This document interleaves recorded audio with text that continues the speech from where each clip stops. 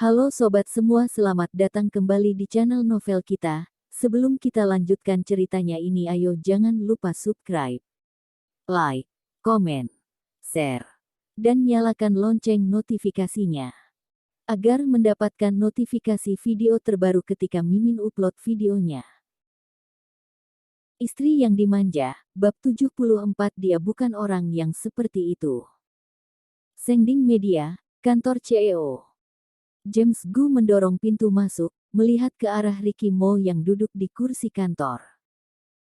Setelah membetulkan letak kacamatanya, meletakkan dokumen yang dia bawa ke atas meja, meniru gaya bicara sekretaris dengan serius berkata, "Direktur Ricky Mo, semua dokumen ini butuh tanda tangan Anda. Hal-hal kecil seperti mengurus dokumen ini, sebenarnya merupakan pekerjaan sekretaris.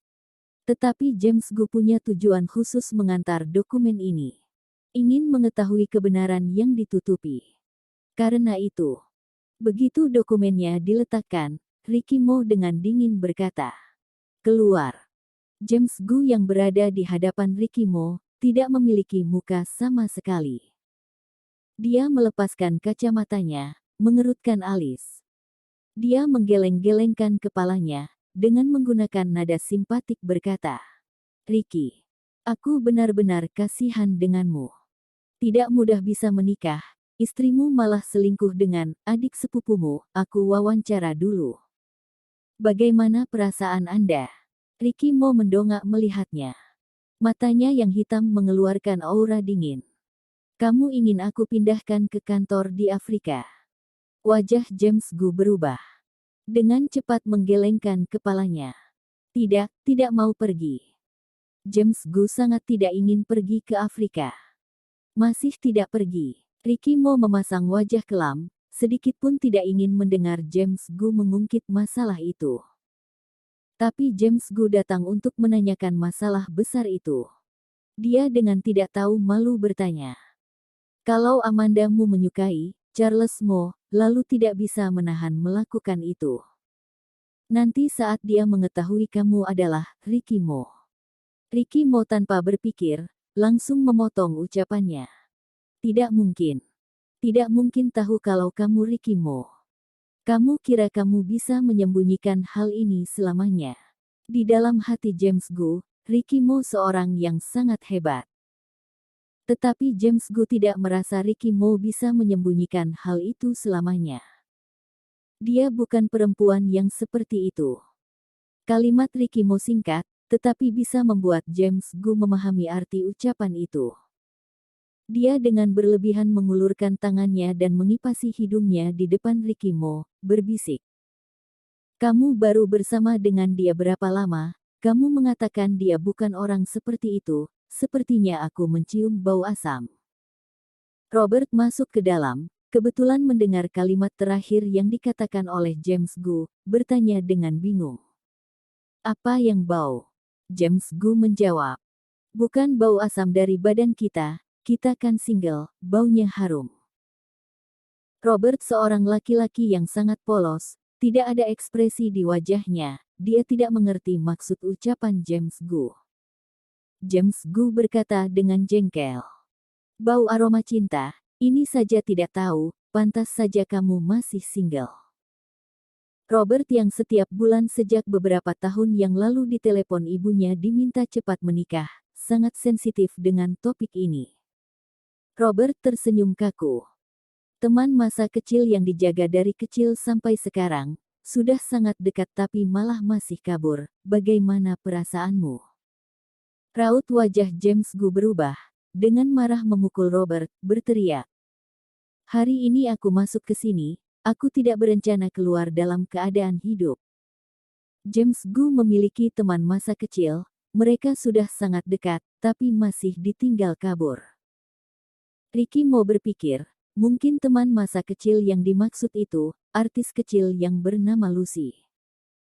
Hubungannya dengan Amanda Mu sangat baik, Ricky Mo baru-baru ini mengingat namanya. Setelah bertengkar beberapa waktu, akhirnya selesai dengan hasil dia membanting tubuh Robert.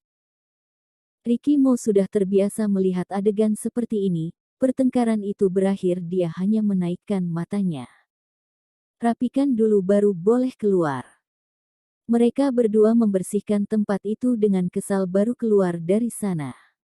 Titik titik titik titik titik titik. Sepanjang hari Amanda Mu terus diperbincangkan karena gosip yang beredar. Setelah beberapa saat mereka akhirnya bosan, tidak lagi membicarakan Amanda Mu.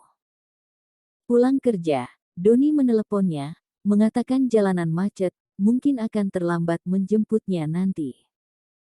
Amanda Mu sudah keluar dari gedung perusahaanmu, bersiap mencari tempat untuk menunggu Doni. Amanda Mu membalikkan kepalanya, melihat Novia Xiao tiba-tiba berdiri di belakangnya. Amanda Mu sedikit terkejut, bertanya dengan dingin. Ada apa? Aku hanya ingin bertanya, berita itu mengatakan, kamu ada hubungan dengan adik sepupu Ricky Mo, apa itu benar? Nada suara Novia Xiao terdengar sedikit khawatir. Amanda Mu merasakan ada sesuatu yang salah dengan Novia Xiao, menatapnya dengan curiga. Kamu kenapa? Tidak peduli seberapa besar Novia Xiao mengacuhkannya, tapi Amanda Mu tidak bisa tidak mempedulikan Novia Xiao. Novia Xiao tersenyum, dengan lembut berkata. Tidak ada, hanya menonton berita di internet. Orang-orang itu memaki kamu, sedikit khawatir denganmu. Novia Xiao berkata sampai di sini, lalu berhenti sejenak, dan sedikit menghela nafas. Dari dulu aku yang tidak baik, kalau saja aku tidak memintamu menikah dengan Ricky Mo, mungkin hal-hal ini tidak akan terjadi, dan kamu tidak akan menjadi seperti sekarang ini. Amanda Mu merasa kata-kata Novia Xiao menjadi semakin berlebihan, kecurigaan di dalam hatinya semakin dalam. Kalau ada sesuatu langsung katakan saja. Amanda Mu tidak terlalu percaya Novia Xiao benar-benar menyesalinya. Katakan yang sejujurnya, kamu dan adik sepupu Ricky Mo itu, apa kamu benar-benar ada hubungan dengannya? Saat itu aku melihat kalian di dalam mobil. Kenapa kamu tiba-tiba peduli denganku? Apa tujuanmu yang sebenarnya? Amanda Mu menatap Novia Xiao lekat-lekat, ingin mendapatkan jawaban atas pertanyaan ini. Amanda Mu, meskipun dulu aku tidak terlalu peduli denganmu, tetapi di dalam hatiku aku masih mempedulikanmu. Ponsel Amanda Mu berdering, Doni yang menelpon. Amanda Mu mengangkat teleponnya. Aku di depan pintu, kamu kesini saja. Amanda Mu masih belum memasukkan ponselnya. Novia Xiao langsung menggenggam lengannya, dengan tidak sabar berkata. Siapa yang datang menjemputmu? Anak buah Ricky Mo yang menjemputku pulang kerja. Amanda Mu merasa kelakuan Novia Xiao semakin lama semakin aneh. Ucapan yang barusan Amanda Mu katakan ke Novia Xiao, sekarang sudah menjadi lebih tenang. Melihat raut wajah Novia Xiao yang seperti ini, Amanda Mu hanya merasa lelah dan mati rasa. Aku tidak tahu kamu merencanakan apa lagi untukku, tetapi aku ingatkan, lebih banyak pikirkan dirimu sendiri, jangan terlalu bergantung dengan papa. Kamu setelah ini tidak mungkin patuh dengan Novia Xiao lagi.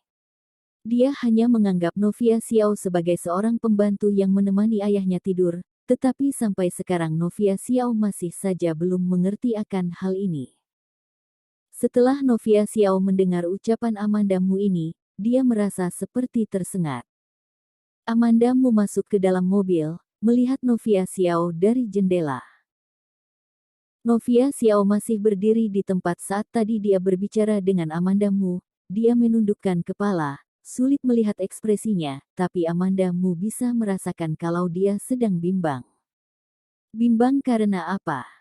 Bimbang apa dia harus membantu kamu membalas dendam ke Amanda Mu. Baru saja Novia Xiao dengan jelas mengatakan ke Amanda Mu.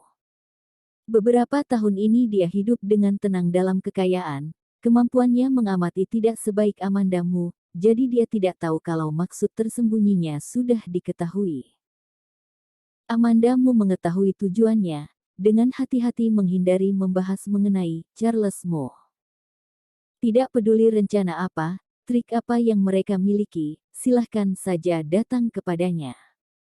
Bersambung.